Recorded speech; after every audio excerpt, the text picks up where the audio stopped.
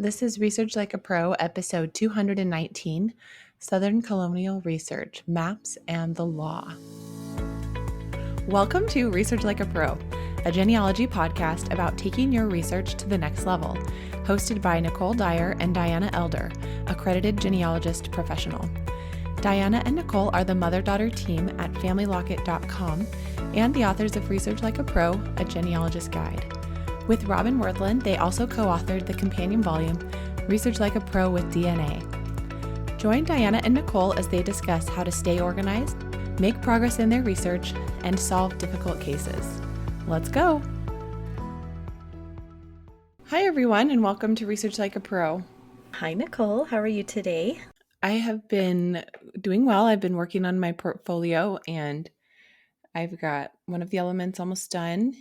The easy one, the document. I just feel like I can't do anything else until I decide my case study. So I've just been making a list of different case study possibilities and trying to hone in on one. And my recent idea was to just write up 3 case studies and then pick one. So I don't know what I'm going to do. I'm still just trying to figure that one out. Once I think I have that one chosen, everything else will fall into place because I already kind of know what I want to do for my KDP. So. Oh, good.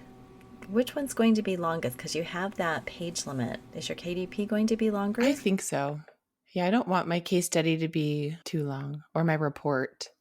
I want to leave space for the KDP, but the family I've chosen doesn't have too many children in every generation. One of the generations has a lot of children and the other ones don't. So it shouldn't be too bad either. That's great. How exciting that you're getting closer to this goal. So what have you been working on? Well, yesterday I did a fun thing. I created my very first ancestral tree on DNA Painter. And it all came about because in our study group session, we were talking about choosing an objective for a research project, looking at our pedigree, and someone suggested that we look at Yvette Hoytlink's Level Up Challenge, where you go through your pedigree and see how much research you've actually done on each ancestor. And sometimes when we get started, we just attach dates and some sources, and then we just move right back, and we don't write anything or do any really in-depth research. So it's a way to really look and see who you need to research more. But then as part of that conversation, we talked about the DNA Painter ancestral trees as a way to look at your pedigree.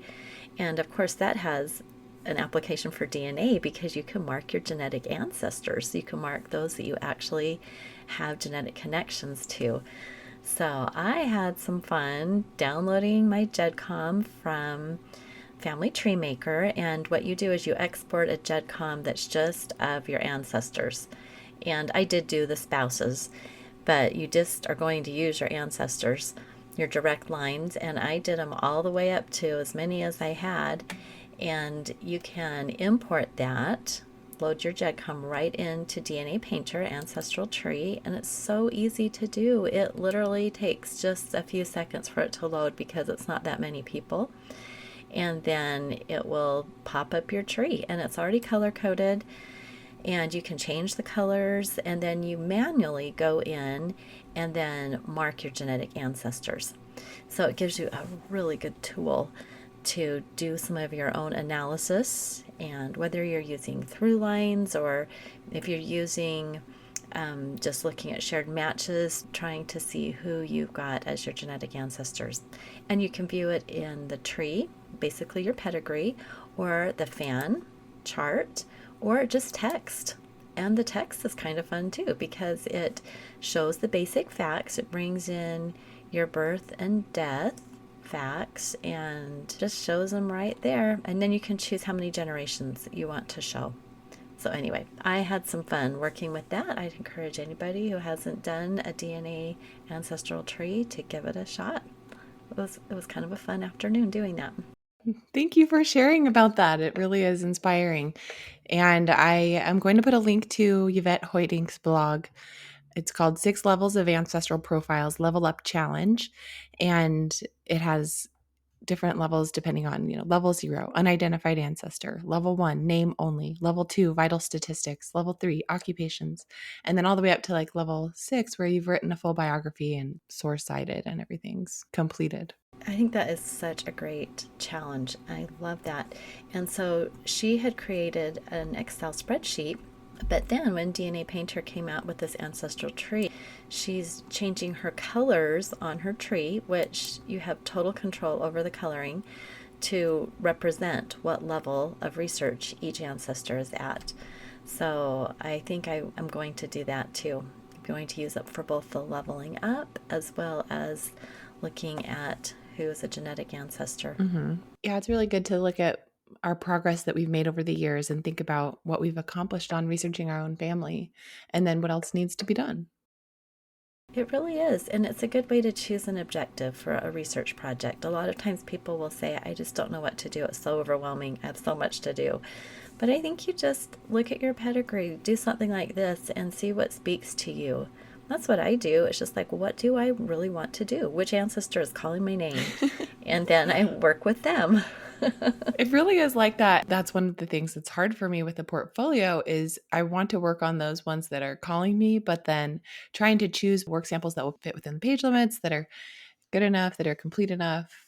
You know what I mean? That Yeah, sometimes it's I not the know.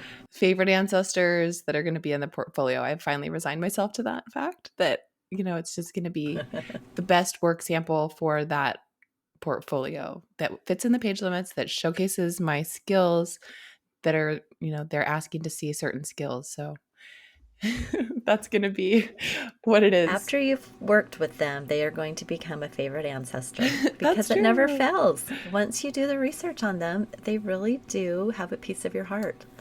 So, That's a great point. It's encouraging. Announcements. We have the next study group will be Research Like a Pro with DNA. Registration will begin December 1st. That group will go from February 1st, 2023 to May 10th and have some breaks in between, but usually it'll be weekly.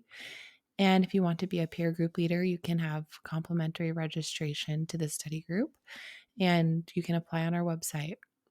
Join our newsletter to get any coupons. all right, well, let's jump into our topic for the day. We are going to have some fun talking about Southern colonial research.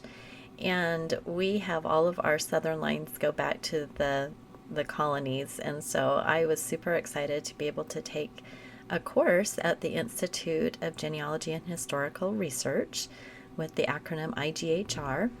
And I took this course this summer of 2022, and it was coordinated by Mark Lowe, who is a Southern expert. And oh my goodness, it was such a fun course. I always love getting new insights and new ideas for researching my ancestors, which is why I keep taking these classes because everyone's got their own take, their own twist, their own ideas, and I love learning more about any type of research in the South. I was also in the class and I appreciated all of the expertise that Mark Lowe and the other instructors imparted. And at the same time, I was kind of going to another course that I was teaching and so it was great that some of the lectures were recorded in advance and I could watch those on whatever time frame was easiest. So that was a benefit. That's right. I'd kind of forgotten that. Mark did have everybody record their lectures before. And so we'd meet first thing in the morning to discuss the homework and just to have a discussion about researching. And then we could watch the lectures whenever we wanted during the day. That was very nice. I appreciated that as well. Well, let's first talk about some of the challenges found in Southern United States research. The main thing that I always think of is record loss. So, record loss and a lack of records is probably the first thing to think about, whether it's from the courthouse burning, a natural disaster, or some kind of military activity such as the Civil War. So, for example, our Royston line traces back to Gloucester County in Colonial Virginia, and the Library of Virginia categorizes Gloucester as a catastrophic loss county. So, that doesn't sound very good. It was created in 1651, and the first record loss occurred in 1820 with a fire. And then there was another fire in April of 1865 in Richmond, of course, where the records had been transferred for safekeeping during the Civil War.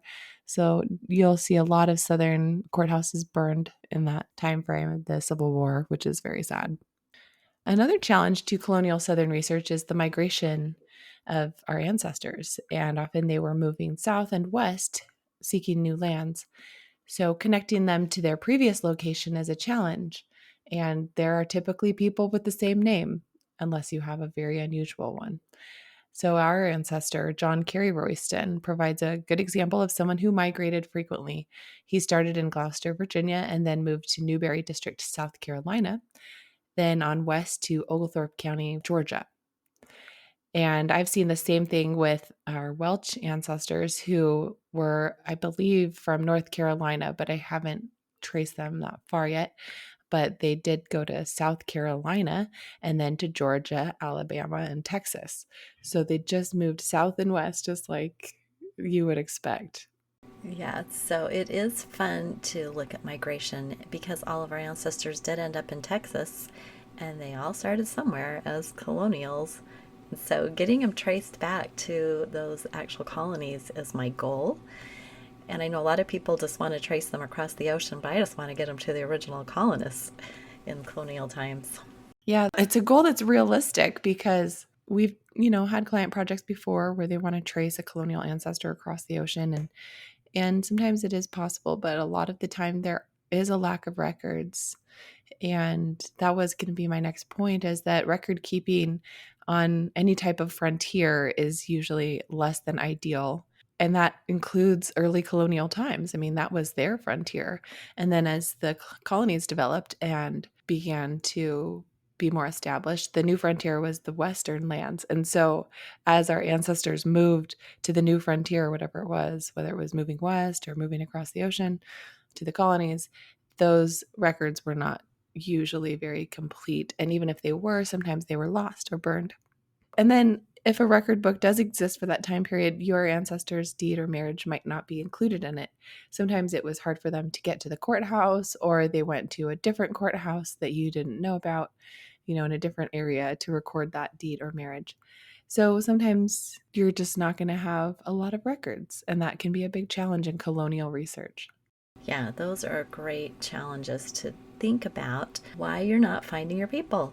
I was thinking of one of the client projects I did where the client wanted to find their Virginia ancestor in England.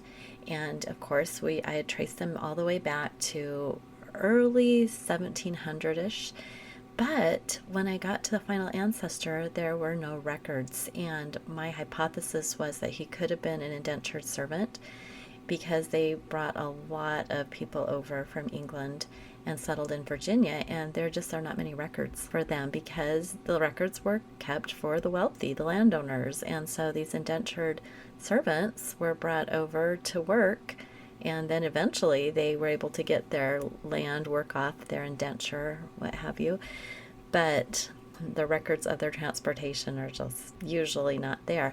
However, I have heard that there might be better records in England that you could look at, and maybe they'll eventually get digitized or become more available. So I don't think there's a loss of hope. We always hope that things will come to light that we can use, but often we kind of run into a dead end right at that point. Yes, I did use a list of indentured servants departing from one of the port cities in England, and maybe it was Liverpool, I can't remember, but that was really helpful. They had passed a law in that city that they wanted to record children who were being sent to the colonies. And so that was one source that I had looked in to try to find one of those early indentured servants and found one possible person. But then there was multiple people of that same name recorded in Virginia as being transported by different people, because if you transported somebody, you got more head right to land. And then sometimes I think those lists of people they transported were falsified. And so they could get more land. So they were just using the same names over and over. And I know that that's been found, but I don't know how much that happened, whether it was a couple instances or more rampant.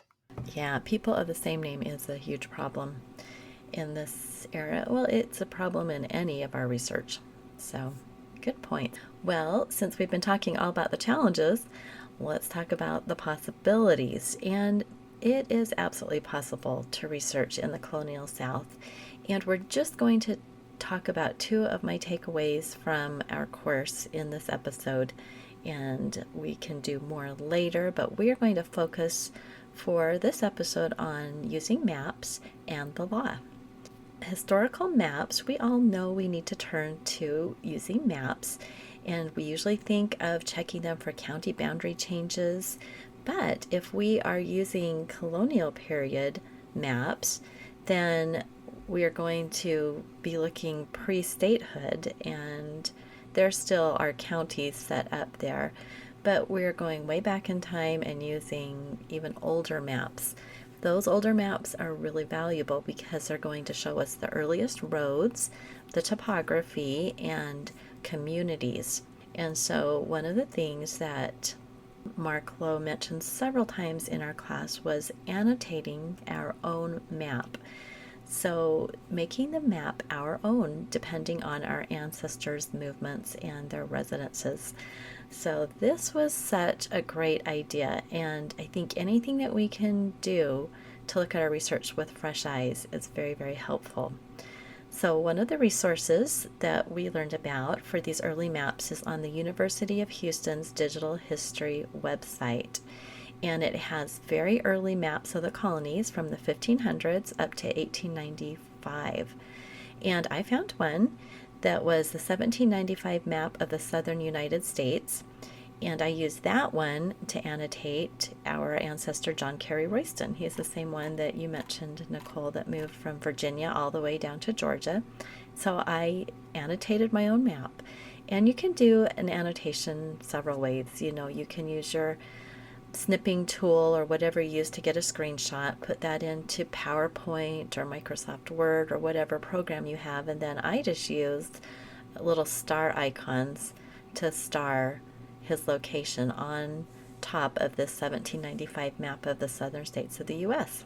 So, what did I learn? Well, it was really interesting because, in my mind, when I was thinking of him leaving Virginia and coming all the way down to Georgia, I just thought he was, you know, harnessing up the horses and bringing the wagon down. But when I really looked at that map, I realized he probably came by sea because Gloucester County is right on the coast of Virginia. And why wouldn't he just take a boat all the way down to South Carolina and then travel inland from there? Doesn't that make so much more sense when you look at the map? Absolutely. It's funny how we get these things in our minds. A sea voyage would have probably just taken a couple days, whereas overland, because there weren't good roads, we're talking 1790s, and that would have taken weeks. So I am hypothesizing that. I don't know if there are some records I could ever find to show that. That could be possible future research. But for now, I have my map and I see how he would have come down to Charleston, South Carolina. Then he could have gone overland to Newberry, and then from Newberry to Oglethorpe, which is inland of Georgia. It's about 250 miles on today's roads. So I can continue to look for trails that he might have followed using these historic maps, which lay that out. It was a fun exercise.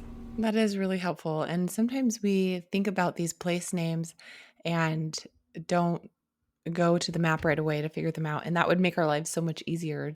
It would be nice to just actually look at the map, get your bearings, and then map out where they could have gone to. And then you have far more places to search to find relevant records instead of just searching in the same place over and over and getting frustrated.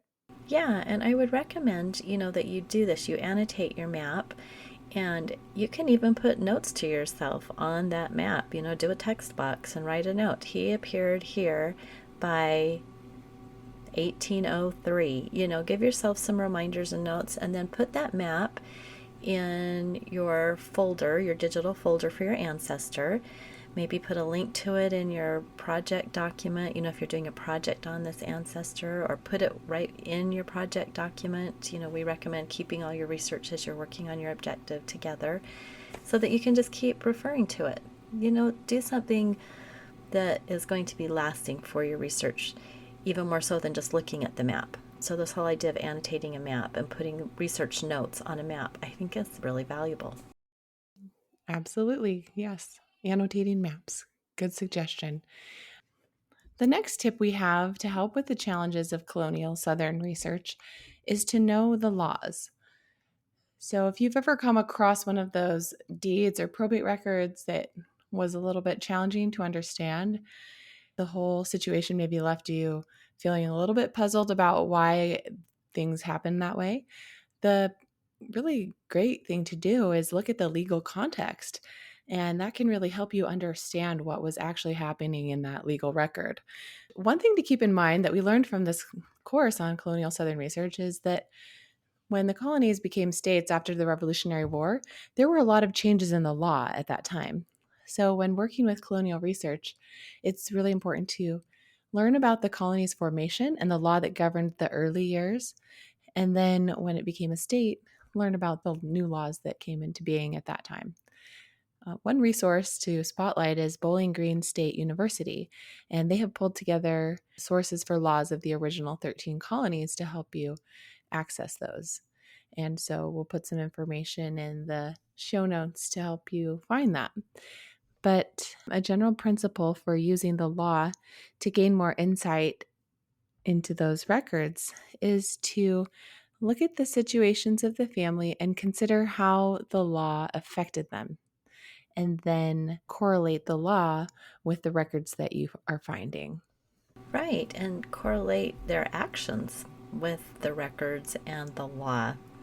So, our ancestor that we're using throughout this episode, John Carey Royston, he was one of our ancestors that left so many records, more than anybody else. He had deeds, lawsuits, equity suits, marriages, and divorce, and more. And so it's interesting to see how some ancestors left a lot of records behind and others did not leave so many. But one of the ones that I think is so fascinating is the divorce record from we think it's his third wife. We don't have records because Gloucester County had that catastrophic loss of a marriage for him in Virginia, but he had another marriage in South Carolina, and then he married Polly Baker Cessna, who our line comes through. And in 1814, she filed for and was granted a divorce based on his abandonment of herself and their 3 children. So I wanted to go look for the law, and I found through the Bowling Green State University site the Georgia statutes of 1802, and they stated that for a divorce to be granted by the state legislature, a petition had to be filed stating the cause. So yes, you heard that right. The divorce had to be granted by the state legislature, which was the case in a lot of the early states and colonies. And finding that petition for a divorce was so full of information for me. So let me recap a little bit of that. Polly Royston, formerly Polly Sisney, on or about the day of February 1803, your petitioner and her present husband John Royston were married. John hath totally withdrawn from your petitioner his love, esteem, confidence, and affection, hath for the last 6 years, without any kind of just reason or provocation, withdrawn himself entirely from the bed and board of your petitioner, leaving her with 3 small children to support and educate without any kind of aid or assistance from him. He will never again live with your petitioner, or ever again perform the duties of a husband, and hath removed himself to parts entirely unknown to your petitioner. At the time of her intermarriage with the said John, she has good reason to believe from statements and reports that have since time come to her knowledge that the said John had another wife living in the state of either North or South Carolina. So you can see that as I was reading that petition for the first time, I was pretty interested in all the information I was getting about this scalawag, John Carey Royston. And it did turn out he did have another wife in South Carolina, but she had died, and there was a whole slew of documents there, lawsuits and different things about him in that state. So, when you look into the law, you discover so many interesting things about your ancestors. So, what was the order of you finding all of this information? Do you remember? Oh, it was a winding path. Another researcher had contacted me, Betty Royston Brooks, and she's since, passed away. This was years and years ago. And she had been researching this family for a long time, and she told me about this petition. But I think she sent me a photocopy that was completely illegible. And so I, went to work when things became more digitized and finally found the actual copy of it online and subsequently learned about the law. Our research very seldom is just like very linear, right? So, Right. and so if you do have somebody that contacts you and tells you that they have a record, it's always really good to follow up on that. And that's a clue that they found something once and it's out there somewhere and you want to try to get your hands on a better copy. Yeah, I've done that a lot where you're trying to find the original of something that was shared with you. And it's always exciting to get that original document. Yeah. Well, how do you go about finding this information about the law? One thing to start with is a Google search, and you can put in the state and the approximate year of interest or the name of the colony that would become a state. And then sometimes that will pull up websites like a University of Georgia. Their School of Law has historical Georgia digests and codes and other websites like that. Once you've found a good reference, then you can add a link to it to your locality guide for that state to remember for future access. And then one thing to do with those digests is to look for the statute that was enacted close to the time of the event, because often they will have, a history of all of the statutes and how they developed over time. So for the 1814 divorce, Diana used Clayton's compilation of 1813. And to search within these compilations, you can use the OCR and search terms like tax or divorce to help you get the right statute. As you read the laws, it's going to be important to understand the meaning of the terms in the laws as they relate to that time. And often you'll need to find dictionaries that were published around then as well. And sometimes there will be Latin words, like in the divorce petition, it included the term vinculo matrimoni. And that is a Latin term meaning from the chains of matrimony, and which has come to mean a complete divorce as opposed to a legal separation. And so Polly was granted the divorce in 1815, separating her from John Carey Royston completely. The last record I have of him is, I believe, about 1814, 1815 in a whole different county, in Bullitt County, and he was trying to get some more land. So he obviously had taken off and was going elsewhere. And I've never been able to find any sign of him dying or any other records after that. So he continues to be a bit elusive with what happened to him in the end. But at least you have developed that time period of his divorce and when he was around Polly. You've really figured that part out, which is helpful. Right. And Polly didn't leave any records with her name in them as Polly Cessna Royston after this divorce. But I do have some records I think that are her. I think she went back to using her name of Cessna and have her with her children. Anyway, it's tricky, in these very early years when women are not named in many records.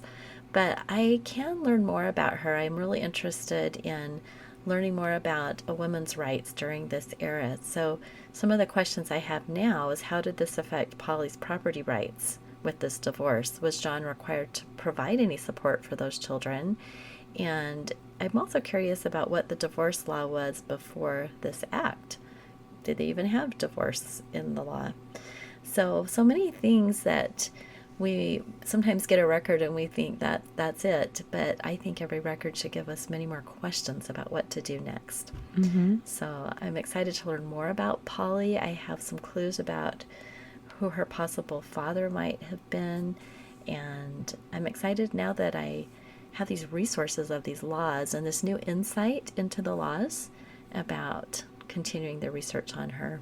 Well, thank you for sharing that case study of Polly and John Carey Royston from colonial times into statehood times and about using maps and laws to help us understand what was happening and really round out those historical documents that we find.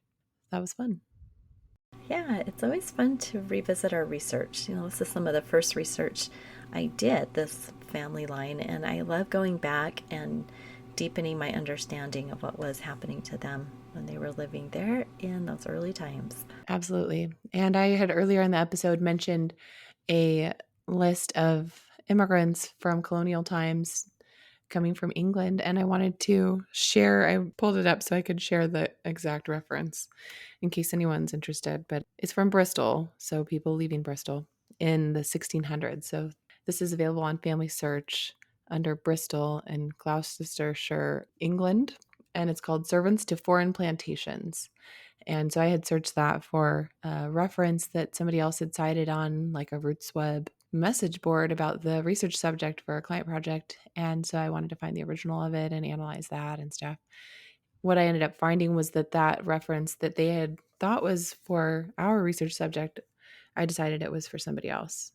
All it has is their name. I mean, it's really difficult. It doesn't even say where they're going in Virginia. And it was people going to all kinds of foreign plantations, including Barbados and Virginia. So all it said was William going to Virginia, bound to Robert Blair in 1669. So you really don't have a lot of identifying information there.